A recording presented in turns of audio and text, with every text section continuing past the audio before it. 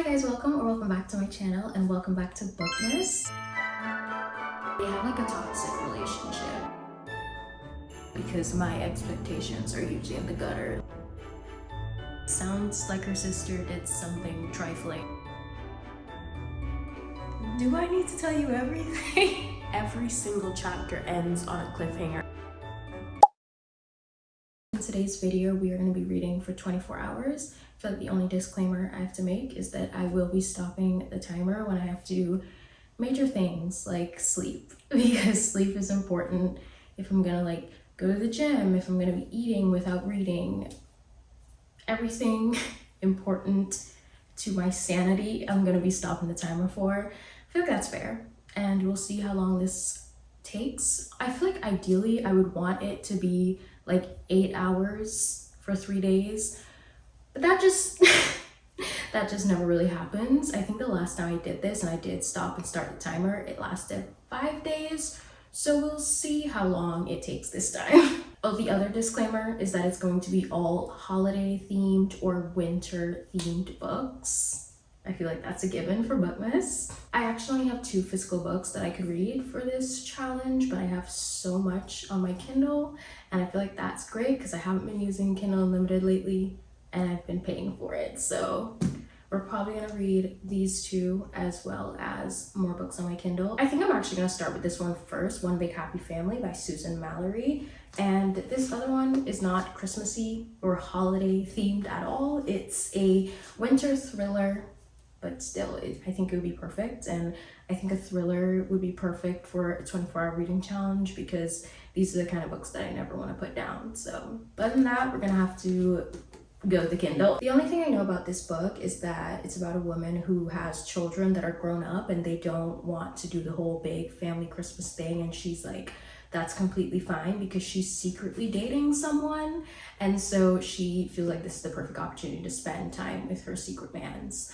But then I think the family is going to end up coming together and that causes chaos with her man.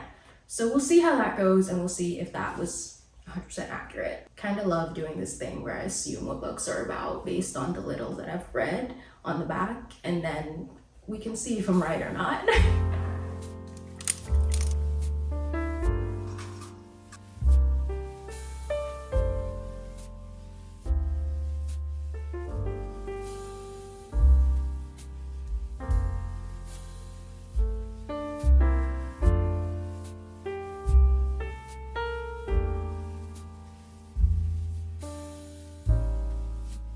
I've only read 1 chapter, 20 pages, and we've already met like 1 million people.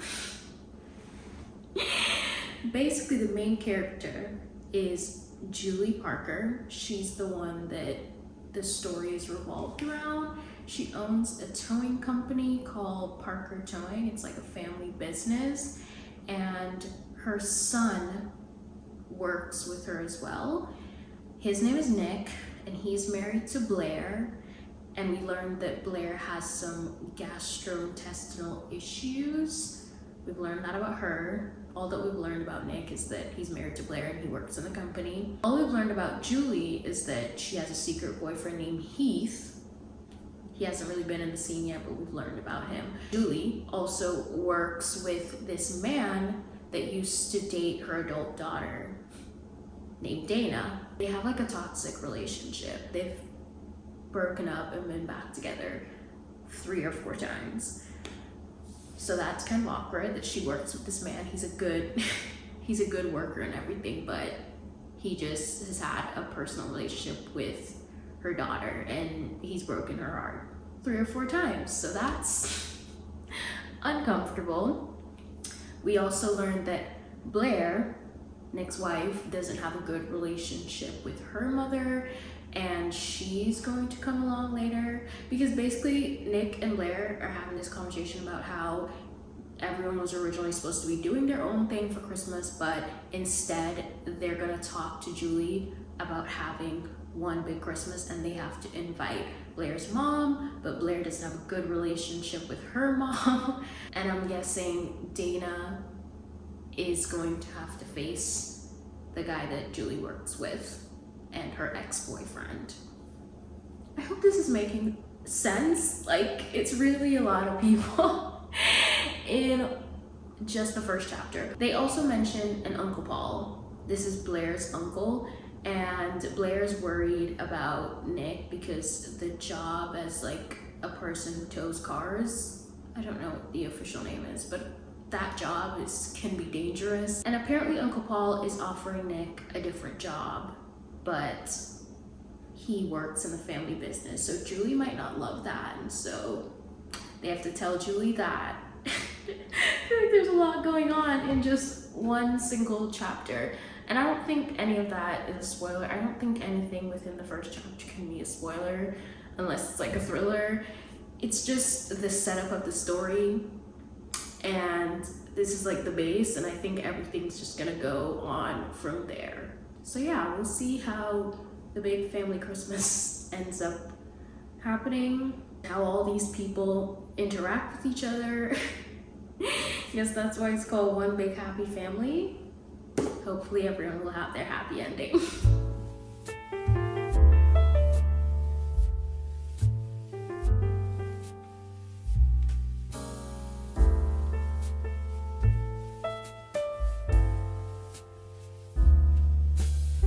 Okay, so I'm 100 pages into the book and like 2 hours into the challenge, like 1 hour and 50 something minutes. Let's just say 2 hours. I really like the book so far. I think the first chapter, I wasn't too sure about it because it just felt like a lot was going on and I was struggling to keep, not that I was struggling to keep up, it was just like too much was happening. And it's also in third person. I don't mind third person that much, but I think there are different ways of writing in third person. And I think sometimes people write in third person and it's like, as the reader, you're 100% feeling like you're on the outside of things and just looking in and like, kind of like you're watching a movie, like it's all happening in front of you and you're just on the outside of it. And I like that kind of third person, but sometimes I feel like people write in third person, but they still kind of try to be in someone's point of view. And that happens more when there's lots of characters in a book. So like, for example, even though it's third person, like we were at a chapter where we're kind of following Dana and it still kind of felt like we were in Dana's point of view. And I don't like when it's written that way because it's just like, it seems like you can't decide what you want to do or how you want to be writing this book. It's not that big of a deal though. It's just not my favorite type of writing. And I think it's just that it's a little bit harder to get into, but now that I am 100 pages in, I kind of don't notice anymore. And the thing that I love about this book is that a lot is going on, so it feels so fast-paced and like so easy to hold my attention. Like at first I was like, hold on, this is a lot, but now I'm really appreciating that. That's the perfect kind of thing to hold my attention and really make me want to continuously read for a challenge like this. This book is also, I feel like, the perfect amount of wholesome and sweet with family drama involved because they are prepping for Christmas. It's like the days leading up to their Christmas celebrations at the cabin, and the mom and her new boyfriend is like decorating and they're getting a tree, like a real tree. They're cutting down the tree and everything, and they're making sure everyone has their room set up, and she's doing these special things for all of her kids and also his kids as well. And all of that just feels so perfect, so wholesome, and just so true to what our Christmas celebrations are in real life. So I love that part. It's wholesome, it's sweet, it's amazing, and they're just such a nice family. But then there are other people involved that are bringing the drama. So it's just like this perfect balance of very nice and wholesome with a little bit of family drama, because isn't that just real life as well? Someone in the family always has beef. So yeah, those are my first impressions, 100 pages in, and I'm gonna just cook myself dinner, have that, and then we'll get back to the book. So much time passed just now, way more time than I expected, because I was cooking this Mongolian beef noodles situation, a recipe that I was following on my phone. It was really good. It looked nothing like the video, and I was really scared because it kind of looked gross, but it tasted really good, and that's all that matters. It looked so bad, that's why I didn't show you, but it tasted really good, so it's fine. Anyway, in the middle of cooking, because I'm on my phone like following this video, my dad texts me and is like, when does your passport expire? First of all, like, what? You're so random. And then I'm like, okay, I can just reply this later, but then I start to spiral because I'm like, wait, when was the last time I've been seen my passport? Where is my passport? In the middle of cooking, I'm like spiraling about where my passport is. And so I decide to eat. The whole time I'm eating, kind of nervous because I'm like, I don't know where my passport is. This could be bad. I decide to continue eating anyway because if it's here, it's here. If it's not, it's not. So I'm gonna enjoy my meal as much as I can and worry about that later.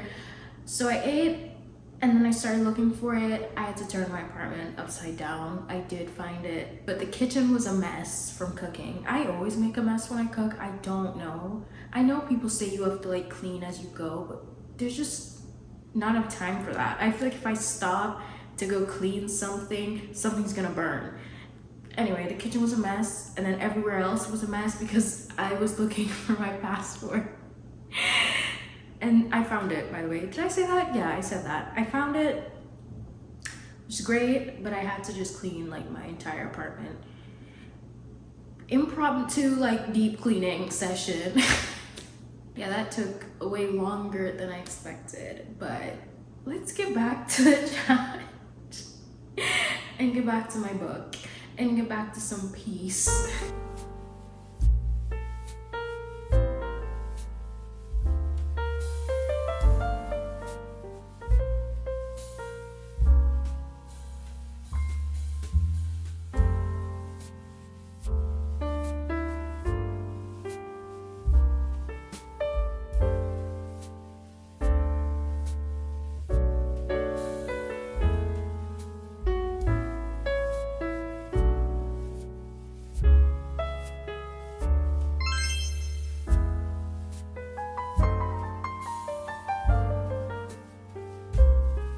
I'm back in the kitchen because I'm about to make these holiday sugar cookies. That's why I'm back in the kitchen. But I finished the book in a little bit under 6 hours. I feel like that's pretty decent. I don't know. I don't even know anymore. But I really enjoyed this book. I'm always shocked when I enjoy a Christmas book because my expectations are usually in the gutter. Like, I have no expectations for Christmas books, but then they surprisingly end up being really good. This one was really good. It was so fun. So much happened, and I'm like so impressed by this author and how she had like 10 different storylines for so many people going on, but it didn't feel too crowded. It didn't feel like it was doing too much.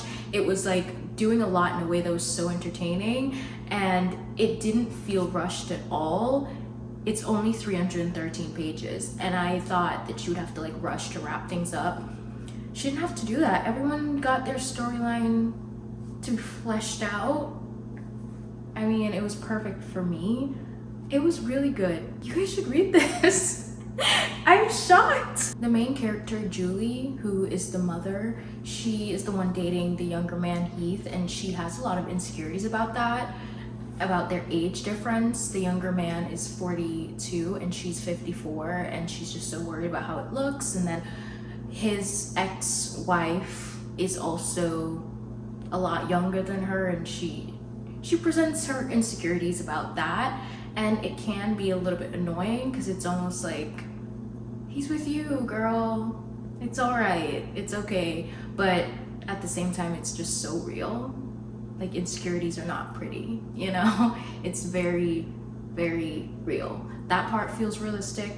And oh my God, Blair, I feel like you're not gonna remember all the names, and so this doesn't matter. But if you read it, Blair expresses her issues with her mother, and then she also like works through it throughout the book, and I didn't expect this to get so deep. Like, this got really emotional. Once again, I had no expectations. So the house that they're staying in, the walls are apparently really thin and like sound travels, and this feels really random for me to be saying, but it became like such a huge part of the story because everyone kept overhearing everyone's conversations, and that was like so important and so vital to their communication. Honestly, it's like it needed to happen. It's never good to eavesdrop, but they clearly needed it. I also didn't expect this to be funny, and I found myself laughing at some parts, and I loved, well, most of the men in this book. There are 3 men and kind of 3 different storylines with the men. There's Heath,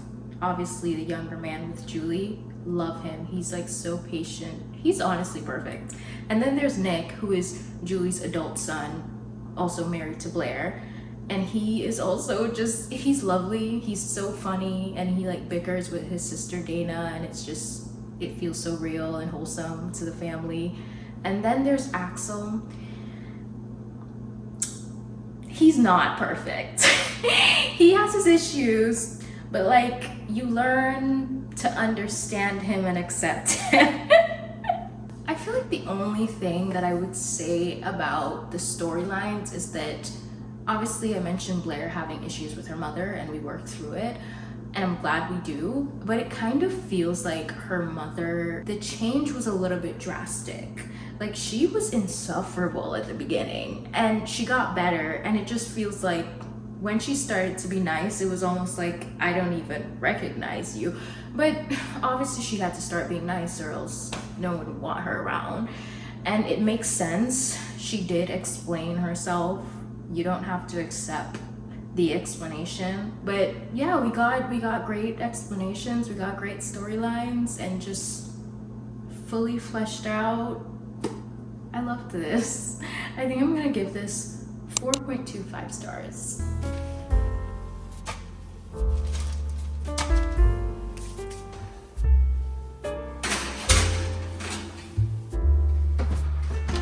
These look kind of concerning, I'm not gonna lie. I usually just like the chocolate chip ones. I wanted to try something different. Anyway, we'll see how that comes out. I think I'm gonna watch 1 episode of Maxton Hall.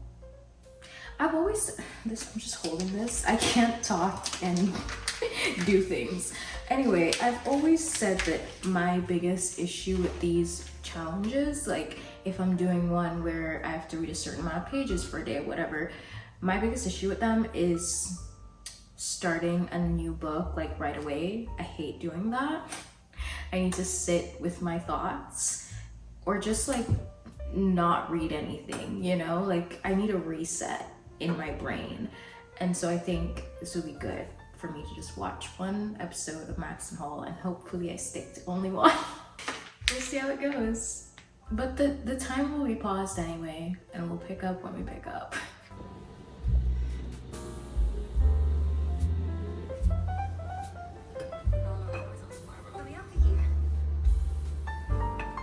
I just finished my 1 Maxton Hall episode, stuck to 1 episode, didn't binge watch, but now I'm sleepy. So I think I'm gonna go sleep, and we pick this back up tomorrow. I feel like I had something else to say. Oh, the cookies were disgusting. I picked all of the M&Ms out, and then it kind of got better. But I'll just stick to chocolate chip. Good morning. It's so dark and gloomy today. I feel like the sun never even came up. It's so gray outside. But it's also like cold and cozy. And I don't know, I'm kind of enjoying the weather right now. But I'm gonna read on my Kindle next. I have a couple books to choose from, and I'm kind of struggling to choose one. In my head, I was like, okay, I'm gonna wake up and right away start reading, start the timer, because I do like to wake up and read something, but I couldn't decide what to read. It doesn't even matter because I'm gonna finish this book and have to start a new book anyway. But I'm trying to choose between The Holidays by Brittany Cherry and Baggage Claim by Juliana Smith. They both sound so good. These are both book recommendations that I got from Shaughnessy, and the way that she described them, they just sound so fun. So yeah, I have to decide that. They're also both the same length, around the same length, like 270 something pages. I think one is 271 and one might be 274. So that doesn't help either, because for me, I think I would be like, just read the shorter one. They're basically the same length. I had Holiday Ever After here by Hannah Grace, and I don't know if I'm getting to that one just because it's 384 pages. I'm like, what holiday book needs to be almost 400 pages? I know after whatever romance book I read on my Kindle, I am gonna read the thriller, Dead of Winter. Yes, I'm gonna read that one after this. So there's also Snowed In by Catherine Walsh. That's also a really good contender. I've heard such good things about that one too. When I decide, I'll let you know. I have seen people making Earl Grey lattes. I've seen it with coffee, I've seen it with matchas, and I have been craving that. Craving something you've never even tried is like peak greediness, but I know that I like Earl Grey tea, and so I just feel like this would be really good. I'm gonna try it with a matcha first because I kind of feel like the taste is gonna come through better with a matcha. So I've been steeping this milk. I have 2 Earl Grey tea bags and one cup? Yeah, 1 cup of almond milk and a little bit of maple syrup. I kind of just eyeballed it.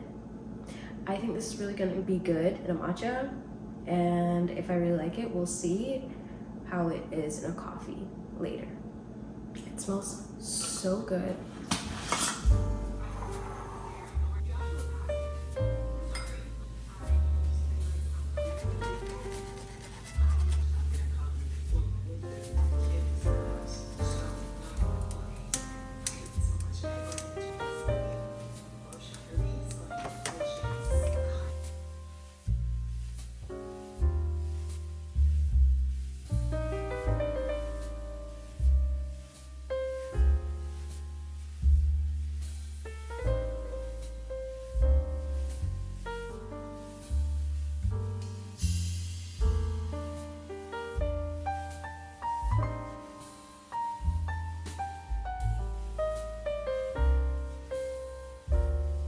So this book is basically about a girl who haven't gone home for 3 years because her sister betrayed her. That's what we found out.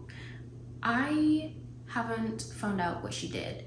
And the thing about it is that I'm now noticing that this is the second book in a series. And I'm hoping that I will find out what she did, and it's not one of those things where I should have read the first book to know what's going on. They're all standalones though, so I don't think I should be left in the dark. I think it's just setting up the story, and we will find out later what her sister did. But for right now, it just says she didn't go home for 3 years because of her sister's betrayal. But anyway, she's going home for the first time in 3 years, as I said, and she's really anxious on the plane. And this guy sits next to her, and he's really handsome, and he's like, I can tell you're so anxious, like, I'm gonna buy us some drinks. And they kind of get drunk together on the plane, and they're watching Harry Potter, but he's really intrigued by her, and she's just like annoyed, and she doesn't want to go home. And of course she's having all these like negative feelings towards Christmas, and he's like, I love Christmas, I can show you around Colorado and stuff. And he also offered to fake date her because she did say that she told her parents that she had a boyfriend when she doesn't, and he's like, I can be your boyfriend. And she's declining this offer, by the way. She declined it, and they parted ways. So I'm like interested to see how they're gonna meet up again. But for right now, she did decline the offer. Obviously this is a fake dating story, they have to meet up again. So I'm interested to see how that goes. I'm enjoying it so far. It's really fast paced and it's fun, and I've had moments of like laughing. I think he's funny. He's kind of cocky about his good looks, and he like flirts a lot. He's not very humble. It's not like, it's in a charming kind of way though, not in a ugh kind of way. it's been good so far. So yeah, that's my update. I hope I'm not left in the dark forever about what her sister did. Sounds like her sister did something trifling, but we'll have to wait and see. I hope they let me know what it is. And I didn't like miss a chunk of the story by not reading the first book. I'll keep you updated. So I basically found out what the sister did like a couple pages after I just filmed that clip. Patience is something that I should exercise. I mean, they didn't outright say it, but it's very obvious. The way that the story is set up and the way that the people are interacting, it's just very obvious what went down. But that's crazy.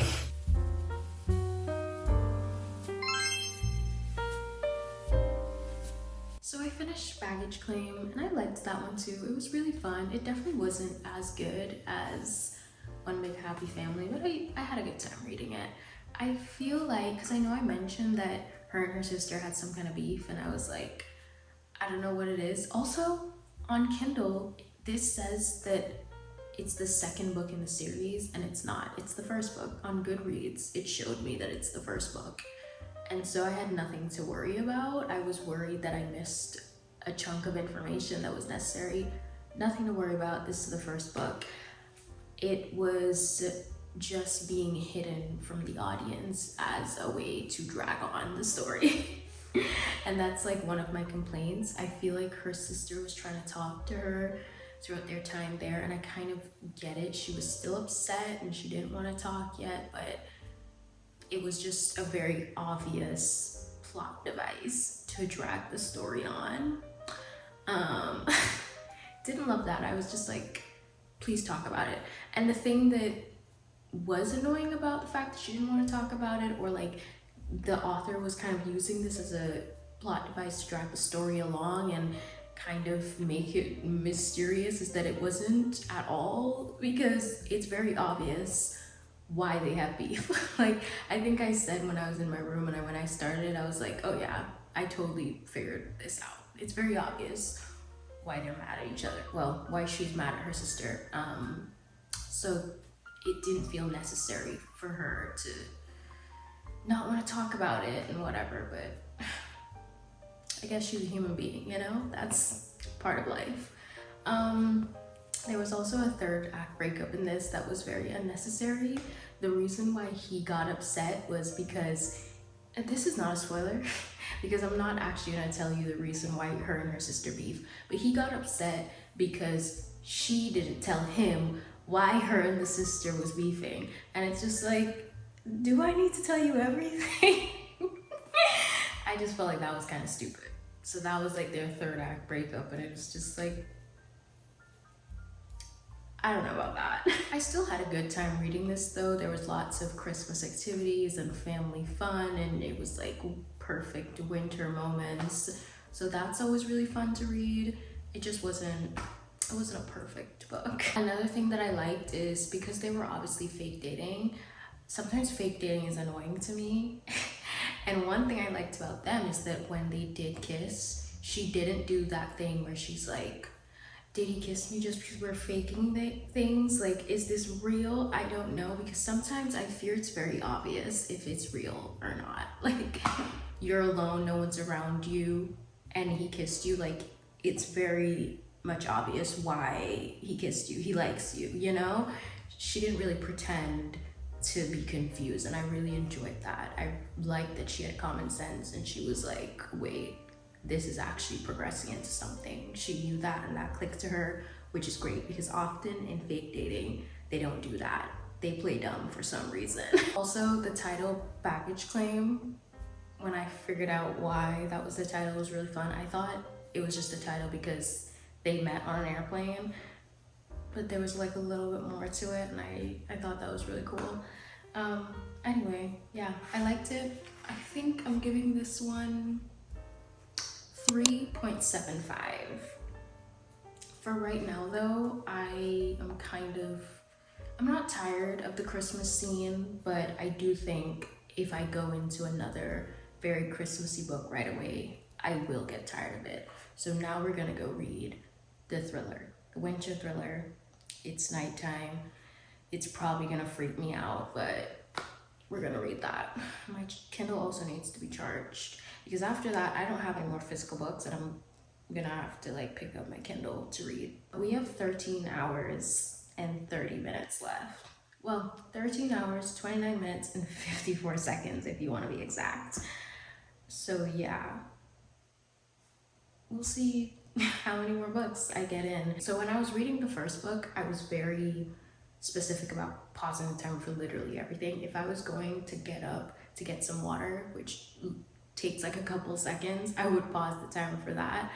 And this time around, I didn't do that. I didn't pause the timer for every little thing. I didn't pause the timer to go get water or just go use the bathroom quickly and stuff like that. So I think that's why it took me a little bit longer to read a shorter book. And I think I'm gonna continue on like that so that we're not doing this challenge for like 2 weeks. I'm obviously still stopping the timer to do longer things when I'm eating, showering, sleeping, everything else, but yeah, I just don't think it's necessary for every little tiny thing. So that's what's been going on. I'm not gonna take a break.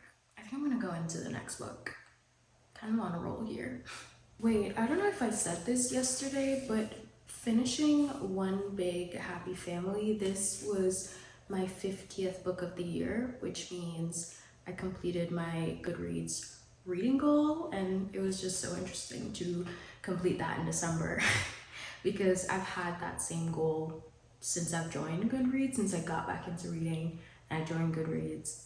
Well, actually no, I think the first year I had it at like 20 or something because I was just getting started, but ever since then when I really got into reading, it's always been 50 books, even though one year I've read I think like 102 books and stuff like that. Like I always go over it. I've read 70 something, but I always keep it at 50. And yeah, it's like, it's just interesting how much things have changed. Completing this goal in December, when last year, I think I completed the goal in June. I know for a fact during my mid-year wrap-up, which is done in June, I was saying that I completed my goal.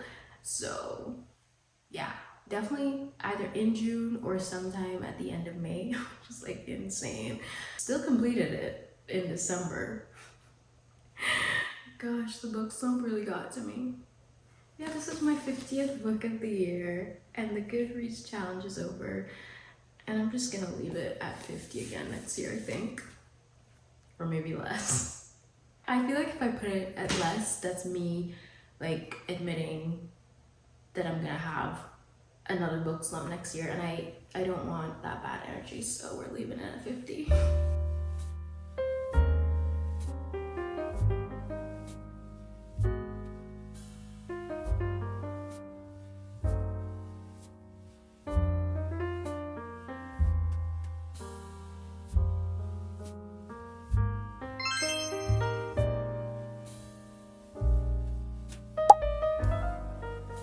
Oh my god, so I started listening to this on Spotify. They have like free audiobooks, but then I ran out of hours and it renews in 13 hours from now. I don't have 13 hours. Like I wanted to continue listening to it because I was really tired, but I also couldn't sleep. I think it's because this was really creepy. And honestly, listening to it just made it worse because I had my headphones on, but I could still hear slight noises outside my headphones. Like my fridge would make a noise and I'm like, I'm so freaked out. This is the first book that I've ever read that was not only thrilling but also gory. I've read thrillers before, but I don't think they've ever been so descriptive. This book is about 8 strangers who end up on a trip together going up to the Rocky Mountains, and their tour guide goes missing and they have to find shelter in this like abandoned cabin. They're trying to stay safe, they're helping each other out, and they're like obviously freaked out because the tour guide goes missing. There's one more thing that I could say about the tour guide that's like literally at the back of the book, but if you want to go into like extra blind, I won't say it, but yeah, trust me saying the tour guide goes missing, that's on the back of the book, not a spoiler at all. They go on a journey after that because crazy stuff starts happening, and every single chapter, I'm not kidding, every single chapter ends on a cliffhanger, and that's another reason I couldn't go to sleep. It's just like, okay, cliffhanger, I need to know what happens next. Next chapter, cliffhanger, I need to know what happens next. And I just could not stop listening, couldn't stop reading. I was like following along in the book while I was listening. I was just like, let me just finish this. And then I kind of just instantly fell asleep after I finished it because I was so tired, but oh, it was so good. It was so good. I'm not a person that reads a lot of thrillers, and so I feel like I didn't see anything coming. I did go on Goodreads after I was done to see what other pets say about it, and some people said that they did see it coming, so I don't know how you'd feel about that. If you read a lot of thrillers, maybe you would know, but I had no idea. The audiobook is really good because the narrator, she sounded terrified, and I was just like, girl, me too. And everything's just so descriptive. I don't know if I would read more thrillers like this. Like, I had a good time and it was nice to like step out of my comfort zone, but it's crazy. I really never want to spoil anything when it comes to a thriller, and I feel like the less you know, the better. So I don't want to say too much. I literally was gonna say one more thing, but I'm like, no, I feel like even that you shouldn't know. You should definitely read this though. Winter is coming up. January, February, those are like brutal winter months. You should read this. I was thinking about what I'm gonna rate this, and I don't see any reason to not rate it 5 stars. Like, there's nothing about it that I would take off stars for. It was really good. It was just so captivating. So this is 5 stars for me. If I change my mind, I'll let you know, but right now, 5 stars. I was looking at my Kindle to see what I should read next, and I realized that 2 of the books that I was choosing between, Snowed In and The Holidays, they were both fake dating, and Baggage Claim that we just read before this, the romance book that we read before this, was also fake dating, and I'm just like, that's a lot of fake dating. I don't know what I'm gonna do. That's not even like my favorite trope ever. I remembered that I have Us Against You by Frederick Backman, which, if you know, these are very good for the winter season, and this is not just about holiday reads, it's about winter books as well. So I feel like this would be a good thing to pick up if I get tired of fake dating romance books. But also I realized that Snowed In was the 2nd book in a series. This time it really is the 2nd book in a series, and I'm glad I realized that because the first one isn't fake dating, so I could read that one without having to go into a fake dating book. I think that's what I'm gonna do. Holiday Romance is what it's called, by Catherine Walsh. I have like 7 hours and 30 minutes left, and that honestly sounds really, really good to me. I think because, well, I just did 16 hours, so it's no longer intimidating. The time is no longer intimidating. The only thing is that I don't think it's gonna take me a full 7 hours to read a book. Who knows? I don't know. But I don't think it will. And the only thing that's intimidating is starting another book again. I've said it already. But yeah, I think this is going well.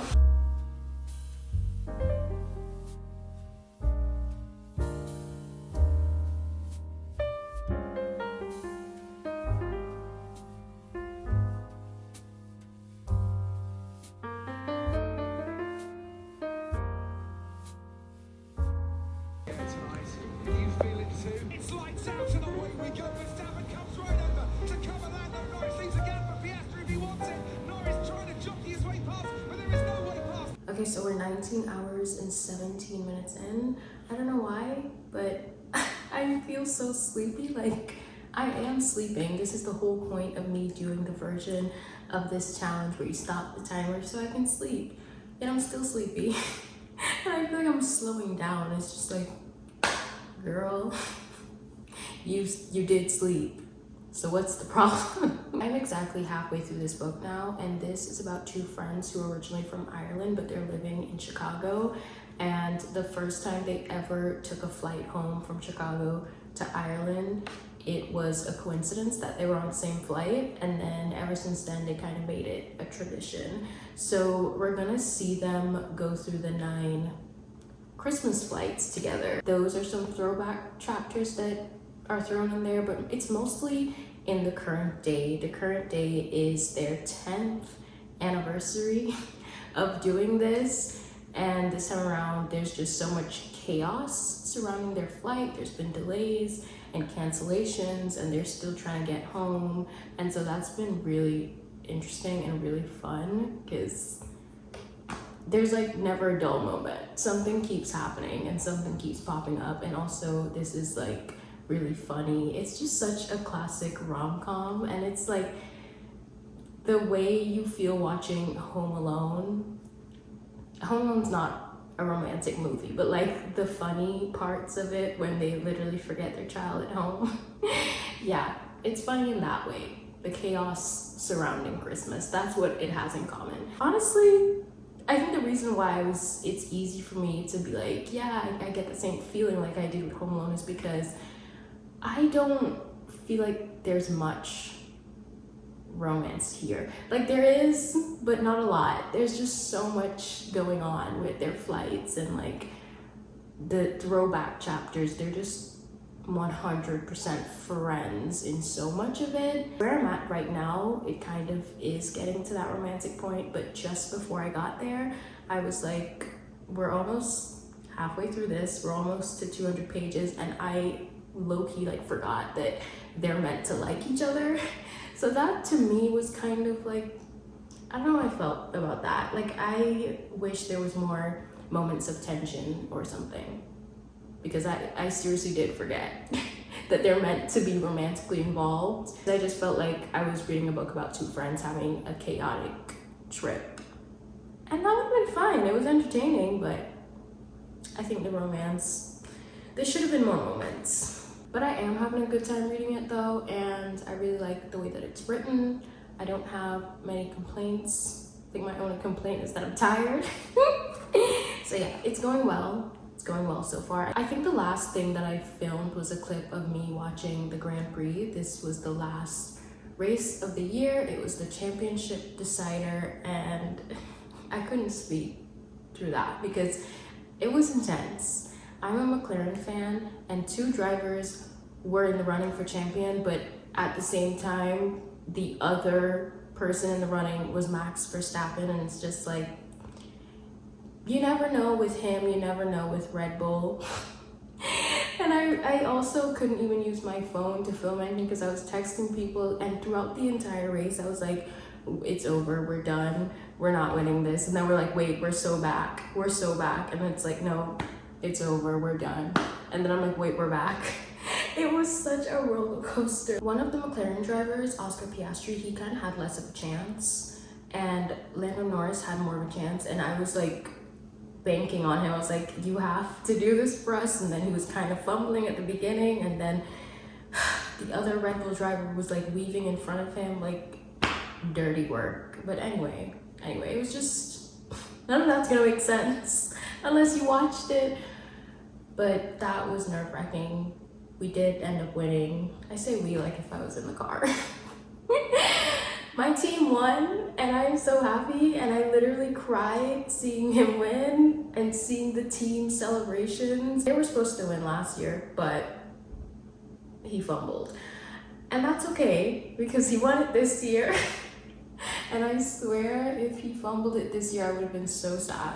I wouldn't have gotten over it. But I'm glad he didn't. McLaren won. McLaren on top. Hopefully they can do that next year again. Anyway, moving on. I'm taking a break once again. I'm literally talking so that I can prolong this break. I just feel like looking at words for this long, I think I'm just over it for now. But we're almost done, and so we're gonna finish it out today.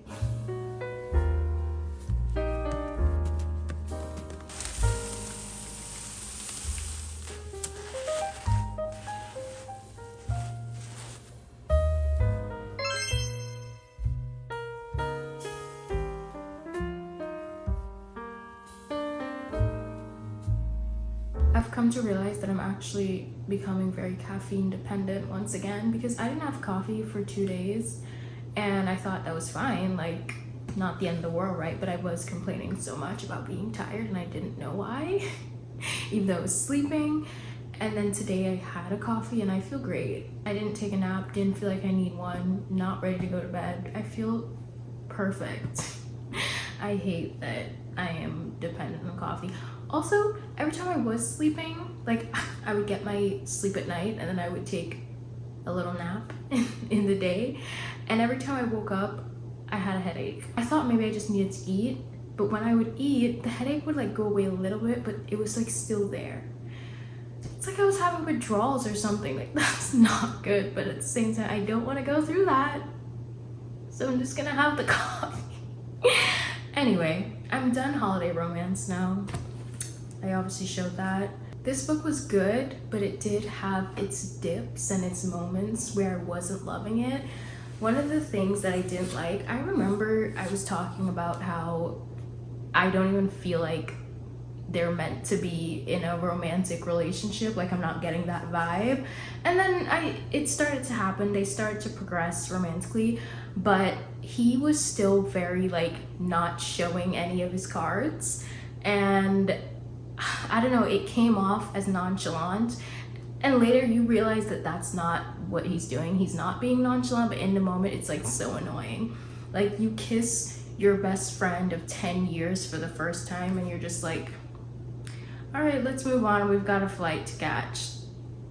It was I was like, excuse me. And she's like having this whole internal monologue, but that's another thing, we're only in her point of view.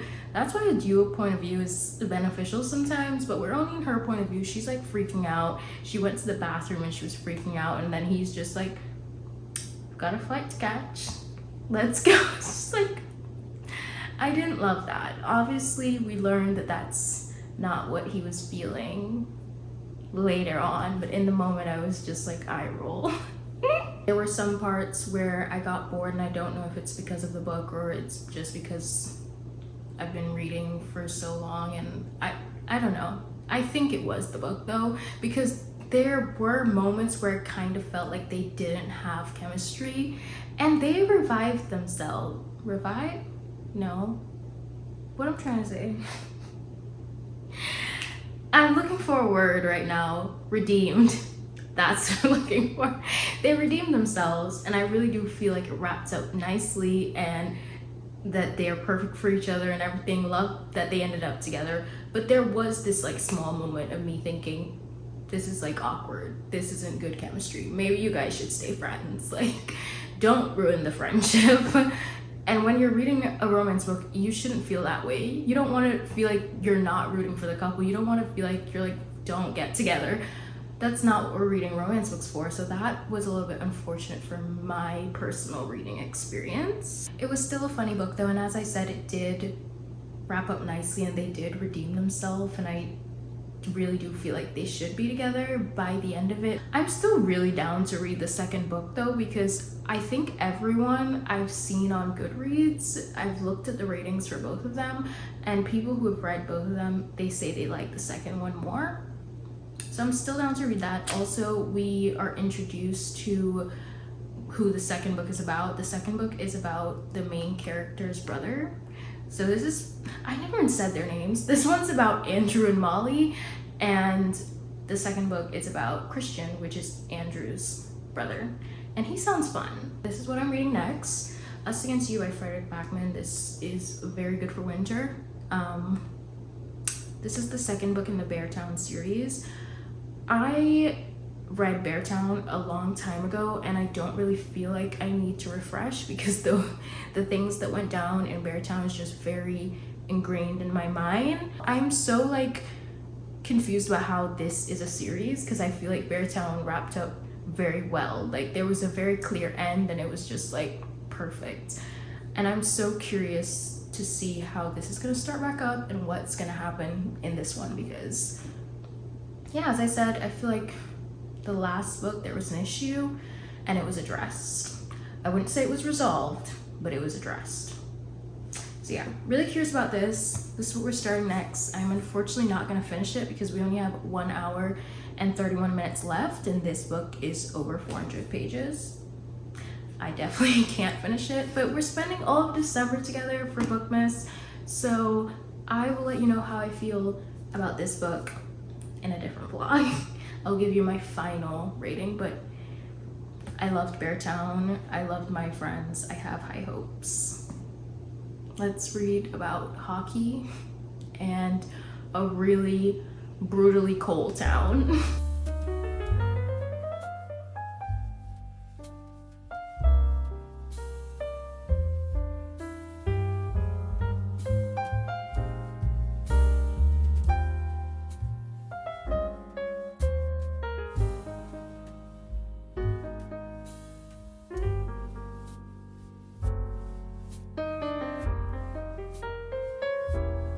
So I just finished a chapter and there's like around 25 seconds left, and so I'm not starting another chapter because right after this I'm going to sleep. So let's just watch the time run out. Hopefully you could see that well enough. I think one of these is faster than the other, but it's fine.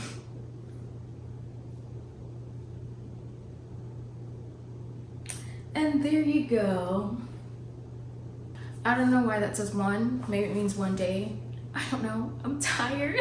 I don't really have much to say about Beartown because, as I said, I only read 62 pages, although I was already annotating on page 1. This is something with Frederick Backman, just the things that he writes. It just moves me, and also was feeling very emotional in the first 62 pages because of everything that was going on. It's like reviewing everything that went on in Beartown in the first book, and we're seeing some of the consequences of it, and it's just a lot. Definitely some heavy topics. So yeah, I will definitely update you on this in a different vlog, how I feel about it, what I end up rating it, but not much to say here. Just to recap, I read One Big Happy Family and I rated this 4.25 stars. That's what I said, right? Yeah. This was 314 pages. And then on my Kindle, I read Baggage Claim and I rated this 3.75 stars. And this was 265 pages. And then I read Dead of Winter. This is a 5-star read for me. It was so good, and you need to read this winter. Obviously, it's not a Christmas book, so you can get to it after. You can get to it in January, February, the brutal months of winter. This will be a good one. Insane. Yeah, so 5 stars for this one, and this was 341 pages. Then on my Kindle again, I read Holiday Romance, and I just realized I never said what I rated this, but I'm rating this 3.5 stars. Yeah, I think 3.5 is like good because I was enjoying it for the most part. There was just that like one section that it kind of dipped. And this one was 339 pages, and as I already said, I read 62 pages of Us Against You. I was about to say Beartown, but no, Us Against You, I read 62 pages of that. So that's a total of 1,321 pages in 24 hours, over a couple days. I think it was like 3 or 4. I've lost track. I don't know. I'm going to sleep. Thank you so much for watching. If you like this video, please give it a thumbs up, and there's a new feature where you can hype a video. You can do that as well if you want to. You can comment anything that you want to. If you've read any of these books, tell me how you felt about them, if you love them. If you've read Snowed In, which is the second book to Holiday Romance, and you've also read Holiday Romance, I would love to know which one was your favorite. I want to know if it gets better. And yeah, that's all I've got. That's all I've got in me. Thank you so much for watching, and I hope I see you soon for the next Bookmas video. Bye!